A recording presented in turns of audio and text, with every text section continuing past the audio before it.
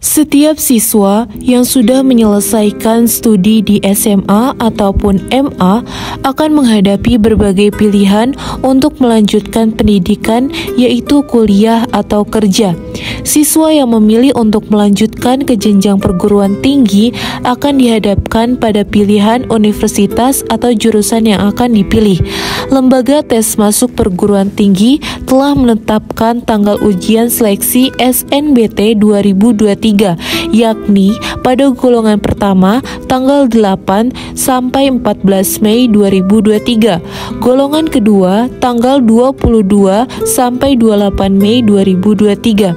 SNBT merupakan jalur ujian berdasarkan hasil UTBK dan kriteria lainnya ditetapkan oleh PTN masing-masing. Peserta SNBT merasakan beberapa pemicu stres yang dapat menyebabkan kecemasan dikarenakan banyak siswa yang ingin melanjutkan ke perguruan tinggi melalui jalur ini. Semakin banyak pesaing, semakin besar kemungkinan menyebabkan kecemasan bagi peserta SNBT. Menurut Thompson dan Hamarat, kecemasan yang berlebihan dapat mempengaruhi kehidupan akademik siswa yang menimbulkan motivasi pada siswa rendah, strategi yang buruk dalam pembelajaran, serta kesulitan berkonsentrasi pada saat menghadapi ujian. Banyak kecemasan yang terjadi dari faktor eksternal dan internal. Dengan demikian, saya mencoba mewawancarai siswa Manfaat Jakarta kelas 12 dan kelas 11 sebagai sampel untuk mengetahui adakah kecemasan dalam menghadapi SNBT. Mari kita simak kata hati mereka. Halo Maila. Halo Kak. Halo Mansa. Aku Maisa Saskia Zahwa, biasa dipanggil Maisa. Jujur saya takut banget lolos sih Kak, soalnya kayak kalau misalnya bimbel atau apa ngeliat saingan-saingannya, kalau misalnya ikut TO kan ada skornya ya, karena itu kayak rasanya mungkin kayak cukup nggak ya buat pas UI gitu Kak, cuman bismillah aja sih. Maunya SNM pastinya itu, cuma buat itu aku persiapannya ya aku persiapin nilai dari sekarang kalau buat SNM. Terus aku juga ikut lomba-lomba karena aku dari agama kan, kayak buat SNM mungkin kurang dipandang ya Kak. Oh iya. Terus jadi kayak aku sekarang ngikutin lomba-lomba ekonomi gitu. Yang mengarah ke jurusannya. Pasti mau nggak mau mungkin ya kalau nanti nggak dapet SNM, jadi buat SBM aku lagi nyari info-info, apalagi kan sekarang katanya banyak yang dirubah gitu kan. Nah aku lagi nyari info-info gitu apa yang harus aku persiapin, tapi belum yang belajar gitu. Kalau persiapan itu pasti ada, mulai dari bimbel, latihan-latihan, terus sejujurnya juga tugas sekolah itu adalah persiapan aku juga gitu.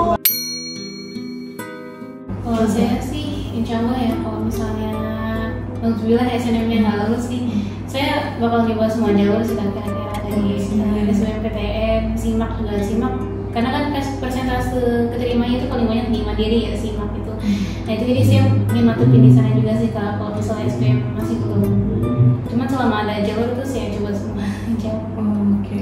Berarti kamu butuh bagi waktu belajar buat nyiapin, kan beda-beda ya, setiap jalur punya khasnya masing-masing. Gimana itu nanti misal kayak SPAN PTIKN, berarti kan itu bukan dari jalur dia umumnya aja, tapi kan ada agama juga. Terus mandiri, berarti kan kamu harus menyesuaikan target yang dicapai sama universitas itu gitu ya. Tapi nggak apa-apa, bagus juga gitu. Jadi kamu berusaha untuk masuk universitas yang benar-benar kamu inginin gitu. Bagus, tetap semangat aja. Makasih Kak. Terus dari kamu udah ada persiapan buat coba masuk ke SBMPTN?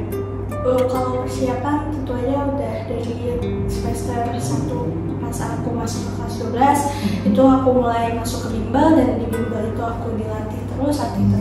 Kemudian aku juga udah mengatur strategi bagaimana kalau misalkan ternyata buruk-buruknya aku nauzubillah nggak keterima di SNMPTN, itu nanti aku akan mencoba di SBMPTN dan di jalur mandiri. Karena sebenarnya gini, kita tuh aku dapat kayak didoktrin gitu sama walas aku, ayo sekelas bisa nih masuk SNMPTN. Walas siapa? Ada ya. Iya. Privasi. Sebenarnya itu suatu motivasi juga buat kami. Cuman tetap aja namanya juga SNMPTN itu jalur yang paling hoki, dimana itu nggak ketebak gitu kan. Jadi emang harus SBMPTN tuh harus dicoba, wajib gitu. Bahkan temen aku aja yang merasa dia nggak layak buat dapet SNMPTN, dia tetap semangat di SBMPTN. Makanya aku tuh nggak ada opsi buat nggak ikut SBMPTN. Jadi SBMPTN aku coba, terus ternyata buruk-buruknya langsung 95 ya simak UI kalau di UI kan, atau enggak jalur mandiri yang pakai nilai rapor gitu. Karena kan jalur mandiri sebenarnya variatif itu Kak, ada yang pakai tes, ada yang pakai nilai rapor. Iya, sesuai universitasnya masing-masing. Oh ya, dan juga aku nggak ada opsi buat gap year. Tidak, aku menolak gap year. Gitu. Kamu ada? Aku untuk opsi gap year enggak sih, saya juga sebisa mungkin enggak gap year. Sama sebenarnya saya sendiri buat SNBP saya kurang percaya sih, karena nilai saya kayaknya udah apa ya, mungkin kurang cocok buat SNBP, jadi mungkin saya fokusnya di SNBT sih. Oke, kalau aku alhamdulillah itu buku udah banyak banget. Tapi nganggur. Itu keresahan ya. Jadi gini, kelas 11 aku beli buku wangsit kan. Itu beli 2, yang satu TPS, yang satu TPS, yang satu TKA. Itu kan waktu itu kebijakannya belum berubah tuh, jadi beli 2 beda-beda. Terus dapat lagi lungsuran dari kakak kelas aku. Waduh, ini bukunya kakak kelas aku makin banyak gitu, makin banyak. Ini ada berapa? Soalnya dia ikut bimbel dan juga ikut ini itu. Sekarang dia keterima di BINUS.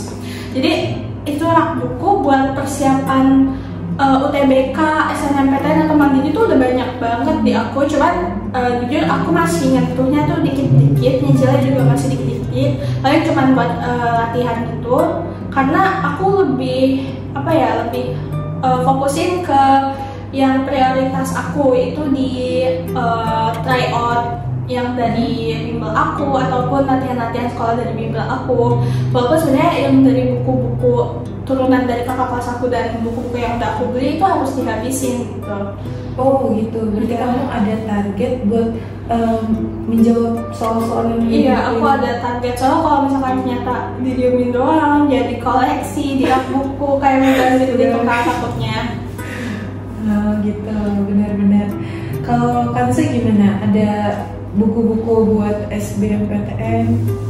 Kalau aku sendiri sih aku belum beli yang kayak wangsit yang kayak apa yang buku tebal-tebal soal itu belum ada sih. 2022 gitu. Iya, belum ganti juga kan kebijakannya. Cuman paling kalau buku soal latihan tuh dari bimbel sih udah ada. Jadi paling aku ngerjain di bimbel dulu itu segala macam. Mungkin kalau baru TPS-nya ya nanti aku beli sih. Oh gitu. Berarti kamu dari bimbel dan TPS nanti buat persiapan SBMPTN. Iya, coba. Itu aku pernah ngerasain sih SBMPTN gimana. Itu benar-benar waktu yang dibutuhin sama pikiran, sama tempat tuh kalau jauh dapetnya. Ya. Oh iya. Itu harus dipertimbangin lagi gitu kan. Dan kalau misalnya kamu merasa nih setelah belajar terus udah peningkatannya tuh misalnya di level 4. Nah, kamu lihat lagi nih di universitas itu nilai yang dibutuhin itu berapa buat ke universitas jurusannya kamu gitu. Jadi sesuaiin aja gitu. Jadi target jurusan nilainya baru ke universitas. Lihat akreditasi apa, kan ada tuh akreditasi jurusannya tuh misalnya A, berarti kan dia harus di atas 8 gitu kan. Gitu, beda-beda soalnya.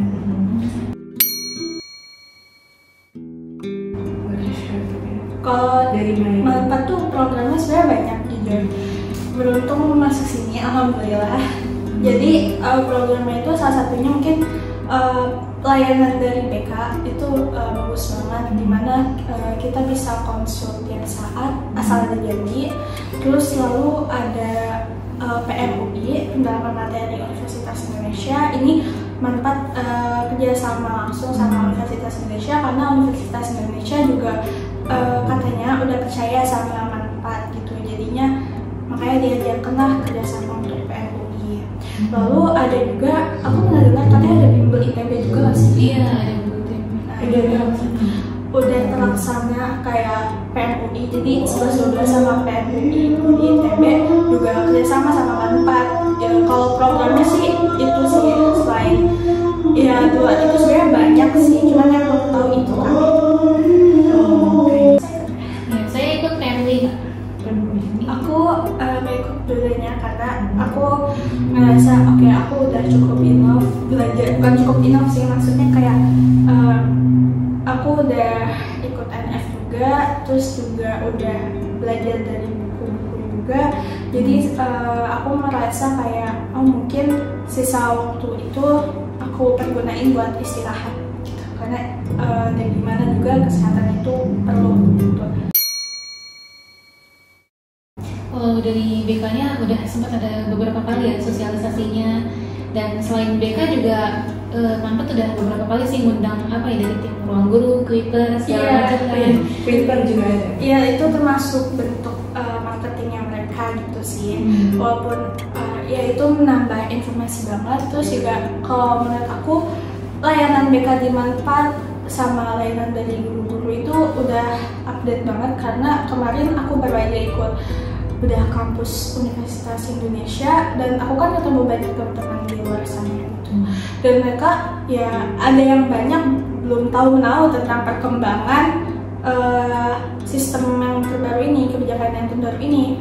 Artinya kita bisa melihat gimana sih kualitas BK di Manfaat tuh udah bagus banget. Terus mungkin kalau BK di luar itu belum tentu sebagus di sini gitu. Bagus. Oke, buat closing, kamu udah berapa persen menyiapkan semua mata pelajaran buat ke jalur yang kamu inginkan nanti? Kan kamu banyak banget tuh, belajarnya udah berapa persen kira-kira? Sebenarnya saya nggak berasa banyak sih ya, karena emang masih banyak banget materi yang mesti saya kejar. Mungkin masih 30-40%-an sih kayak, soalnya karena masih sebelumnya sibuk tugas-tugas segala macam, kegiatan kelas 12 itu juga jadi hambatan kamu. Iya, saya susah banget sih bagi waktunya, dan coba mungkin tahun depan saya bakal full fokus gitu Kak buat ngejar ketinggalan saya. Oke. Masih sekarang gimana? Sejujurnya kalau belajar persiapan itu masih 50%, karena aku punya prinsip gimana belajar sama doa itu harus balance. Ya kayak doa itu mungkin restu orang tua, restu guru, terus juga peduli sama lingkungan sekitar, itu kan juga perlu buat ngedorong, dan istilahnya itu jalur langit lah gitu ya kan, jalur langit gak ada yang tahu. Jadi kalau buat belajar sampai saat ini karena masih sibuk sama tugas-tugas sekolah juga, dan PAS juga itu masih 50%, cuma nanti aku nargetin karena dikit lagi kan ada liburan akhir semester, itu aku nargetin lebih di atas 50% sih kalau bisa. 50% lagi biar 100 ya. Iya, amin. Oke, terima kasih Kansa, Maila yang udah menyempatkan waktunya buat bincang-bincang santai.